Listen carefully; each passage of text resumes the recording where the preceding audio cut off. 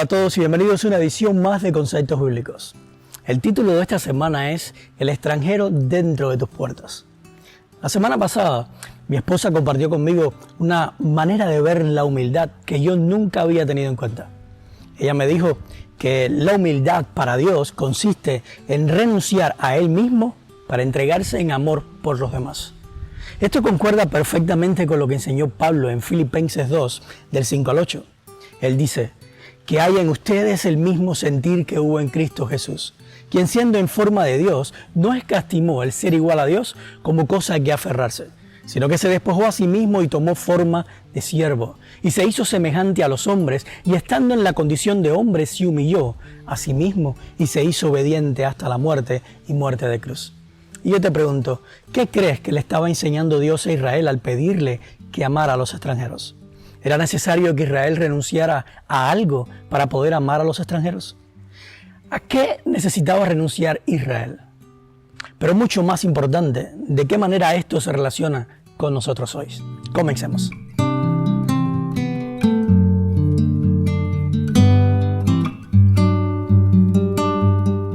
Éxodo 22:21 dice: no engañarás ni maltratarás al extranjero, porque también ustedes fueron extranjeros en Egipto. Ahora, un extranjero es toda aquella persona que es de una nacionalidad o de un país diferente al tuyo. Por lo tanto, si estamos hablando de Israel, los extranjeros serían todos aquellos habitantes de las naciones que circundaban a Israel.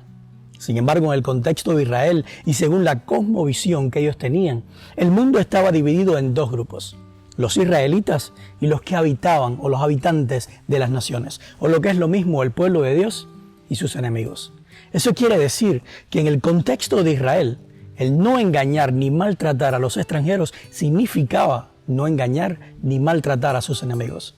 La palabra que se utiliza aquí es yaná, que significa oprimir, reprimir, tratar violentamente, maltratar, perseguir o hacer mal.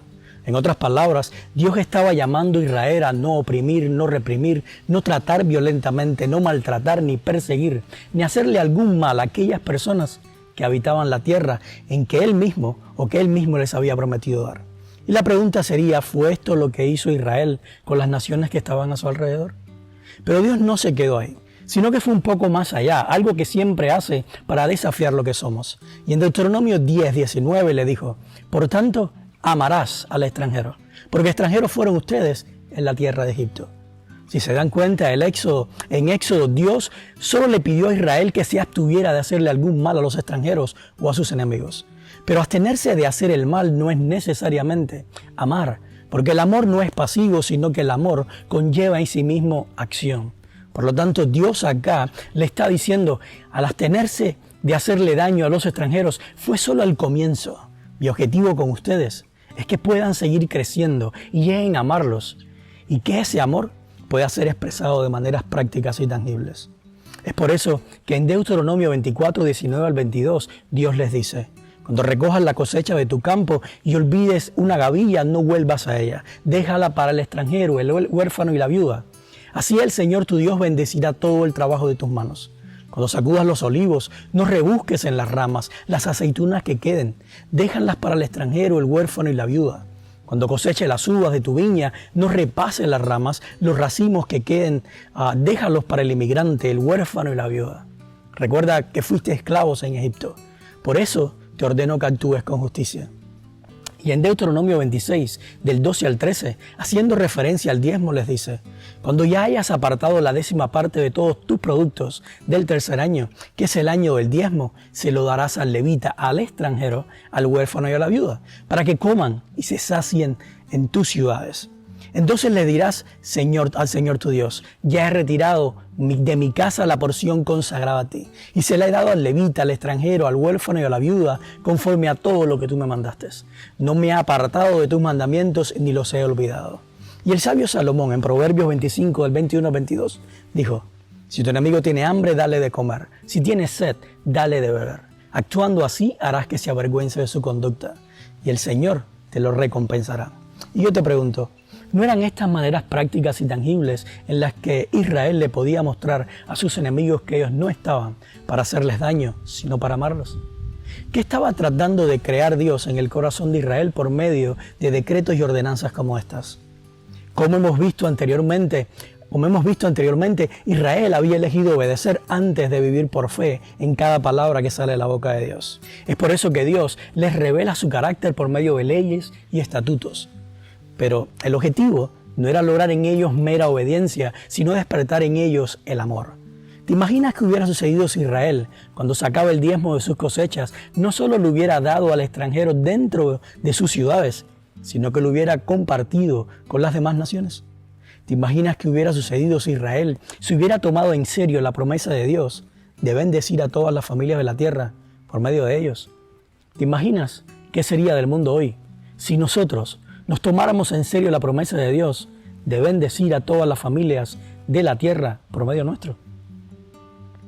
Jesús nos dejó un principio de discipulado en Lucas 6:40 que dice así: el discípulo no es superior a su maestro, pero el que complete su aprendizaje será como su maestro. Ahora, el método de discipulado en la cultura hebrea no es el mismo que tenemos nosotros hoy. Nuestro método de aprendizaje lo heredamos de los griegos y consiste en la acumulación o el recibimiento de información.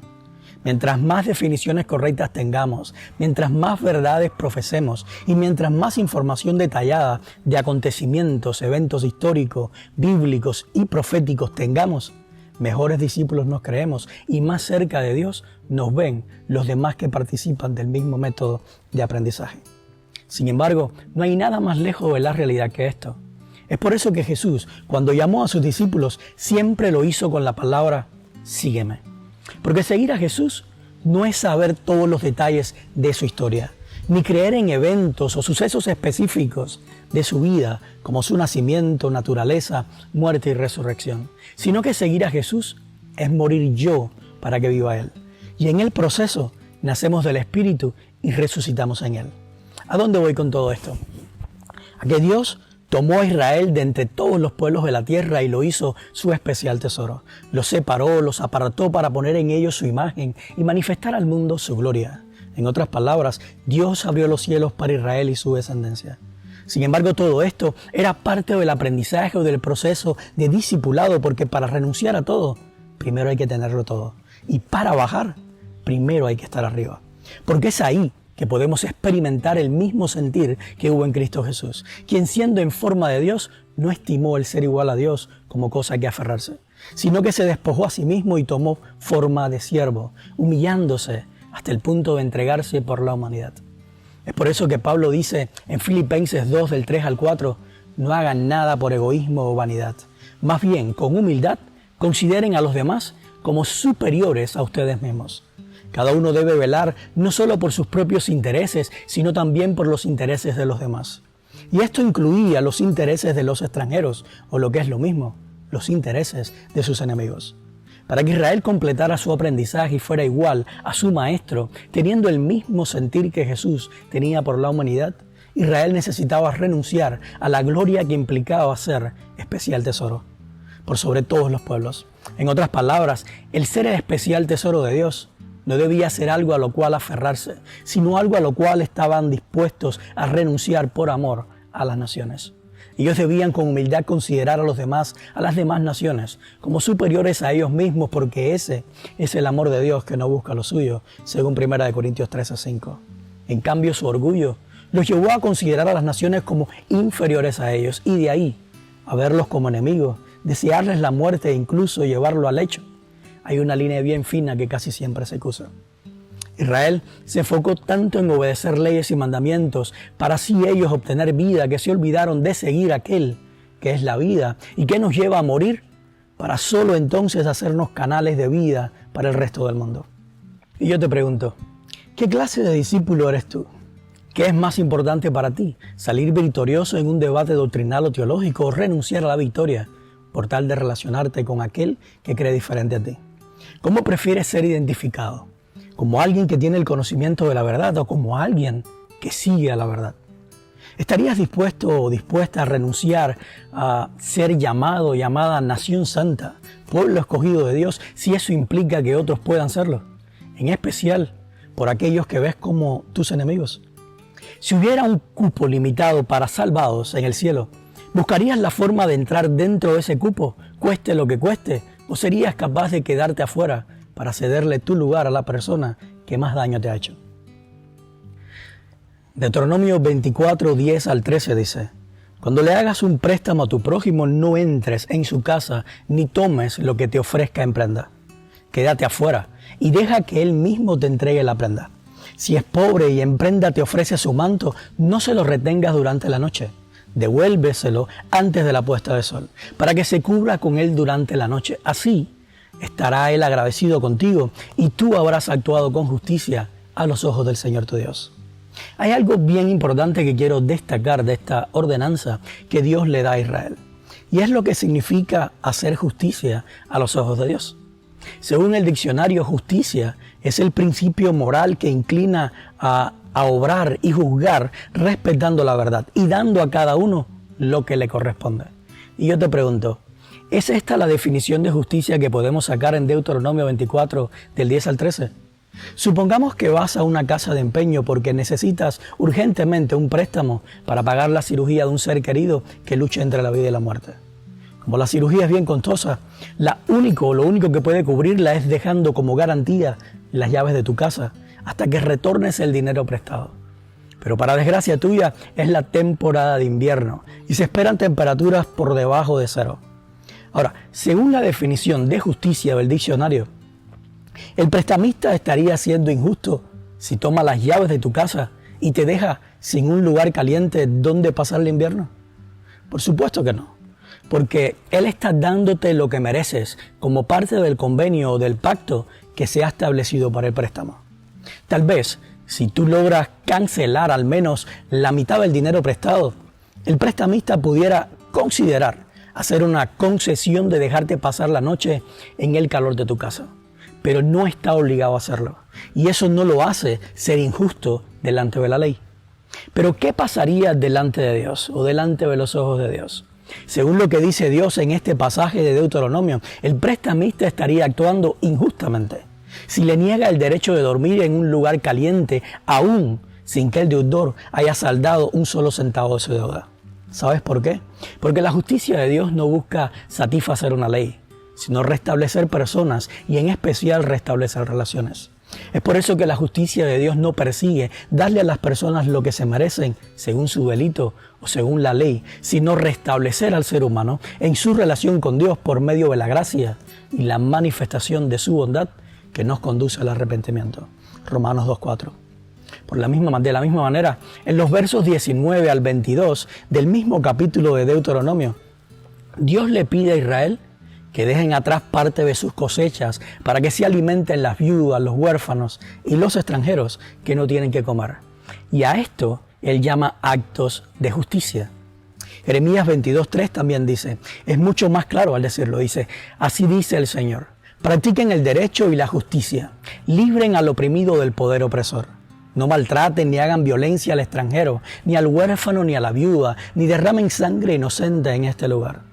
En otras palabras, la justicia de Dios siempre se va a manifestar librando al oprimido del poder del opresor. Ahora, todos nosotros en algún momento nos hemos comportado y hasta podemos seguir comportándonos nuevamente como opresores. Sin embargo, solo basta con leer Job del 1 al 2 para darnos cuenta que Satanás es el opresor de la humanidad y que todos nosotros necesitamos ser librados de su poder opresor. Y si la justicia de Dios siempre se manifiesta librando al oprimido del poder del opresor, entonces, ¿será que podemos decir que Dios destruye a los pecadores con su justicia? ¿O que Dios salva o libera a los pecadores con su justicia? Lee Isaías 1:27 y yo te pregunto, el profeta dice que Sión será rescatada o redimida por medio de la justicia, o que Sión será destruida por medio de la justicia. Lee Salmo 103:6. ¿En qué consisten los juicios y la justicia de Dios? ¿En liberar a los oprimidos o en destruir a los opresores? Lee Proverbios 10:2, 11:4 y 19 y también Proverbios 12:28. La justicia de Dios paga con la muerte o libera de la muerte. En la justicia de Dios se halla la vida o se encuentra la muerte. Para el bonus de esta semana vamos a hablar sobre el poder de la palabra. Como dijimos al comienzo de esta serie de estudios sobre la verdad presente en Deuteronomios, el nombre en hebreo de este libro es Davarim, que significa palabras. En adición a esto, Cuando Moisés hace la introducción de la ley en Éxodo 21, él dice: entonces Dios habló estas palabras. E inmediatamente declara lo que nosotros llamamos los 10 mandamientos, pero que los judíos conocían como las 10 palabras. Ahora, ¿por qué es tan importante esto? En primer lugar, porque Dios dice en Deuteronomios 8:3, no solo de pan vive el hombre, sino de todo lo que sale de la boca de Dios. Y Jesús fue más específico al citar Deuteronomio diciendo que eso por lo cual debemos vivir es de toda palabra que sale de la boca de Dios. Mateo 4:4. Ahora, vivir de cada palabra que sale de la boca de Dios no es lo mismo que obedecer cada palabra que sale de la boca de Dios. Vivir por la palabra significa que la palabra en sí misma tiene un poder creador capaz de dar vida tanto a aquello que está muerto como a aquello que nunca ha existido. Y no necesita de nuestra obediencia ni de nada externo a ella para que cumpla su propósito de crear o dar vida. Salmo 33:6 dice: con su palabra el Señor hizo los cielos, todo lo creado lo hizo con el soplo de su boca. Y si nos remontamos a la creación, vemos que Dios dijo: sea la luz, e inmediatamente fue la luz. Génesis 1:3. Una vez que la palabra fue dicha, nada, pero absolutamente nada, interfirió, retrasó o evitó que se cumpliera el propósito por el cual fue dicha, sino que al instante se cumplió aquello que fue declarado. Es por eso que Dios dice en Isaías 55:11, así es también la palabra que sale de mi boca. No volverá a mí vacía, sino que hará lo que yo deseo y cumplirá con mis propósitos. Sin embargo, cuando nosotros tratamos de obedecer la palabra que sale de la boca de Dios, inmediatamente estamos poniendo un límite o estamos interfiriendo y no dejando que la palabra cumpla por ella misma el propósito por el cual fue dicha. Por ejemplo, si nosotros tomamos Éxodo 20 como palabras de Dios que se encargan de cumplir en nosotros el propósito por el cual fueron dichas, veríamos al instante el cumplimiento de ellas en nuestras vidas. Y eso es fe. O lo que es lo mismo, eso es vivir de cada palabra que sale de la boca de Dios. En segundo lugar, esto es importante porque Juan 1:1 dice: antes que nada existiera, ya existía la palabra. Y la palabra estaba con Dios, porque aquel que es la palabra era Dios. Eso quiere decir que Juan está personificando la palabra que sale de la boca de Dios como Jesús mismo. Es Jesús la palabra viva de Dios, aquella palabra por la cual fueron creadas todas las cosas. Aquella palabra de la cual Isaías dijo que no regresa a Dios vacía, sino que siempre cumple el propósito por el cual fue enviada. Jesús es aquella palabra de la cual el salmista dijo una vez: lámpara es a mis pies tu palabra y lumbrera a mi camino. Salmo 119:5. Porque Juan en su evangelio declara que aquella palabra era la luz verdadera, que alumbra a todo hombre que viene a este mundo. Juan 1:9. Finalmente, Jesús es aquella palabra de la cual Pablo dijo en Romanos 10:17. Así que la fe proviene del oír, y el oír proviene de la palabra de Dios. Cuando Dios le dijo a Israel, por tanto, amarás al extranjero, o lo que es lo mismo, amarás a tus enemigos, Él no estaba esperando que los amaran como resultado de su propia obediencia, porque ya vemos que eso nunca pudo suceder, sino que les estaba declarando aquello que el poder creador de su palabra haría en ellos si tan solo deseaban que la palabra por sí sola cumpliera en ellos el propósito por el cual fue dicha. Y yo te pregunto, ¿cómo pretendes amar incondicionalmente a tus enemigos cuando se nos hace difícil siquiera amar de esa manera a las personas que están más cerca de nosotros? ¿Pretendes lograrlo obedeciendo su palabra o rindiéndote al poder creador de la palabra para que haga en ti y por medio de ti aquello por lo cual fue enviada? Tu respuesta marcará la diferencia entre vivir por la fe o vivir por tus propias obras. Hemos llegado al final del estudio de hoy y espero que tanto ustedes como yo aprendamos a no poner límites al poder creador de la palabra viva de Dios, para que así cumpla en nosotros todo aquello para lo cual fue enviada. La vida cristiana no se basa en obediencia, sino en una constante o en un constante renunciamiento del yo, para que Cristo, la palabra de Dios, pueda terminar en nosotros la buena obra que ya comenzó. ¿Recuerdas las palabras de Dios en Isaías 55:3? inclinen su oído y vengan a mí. Escuchen y vivirán.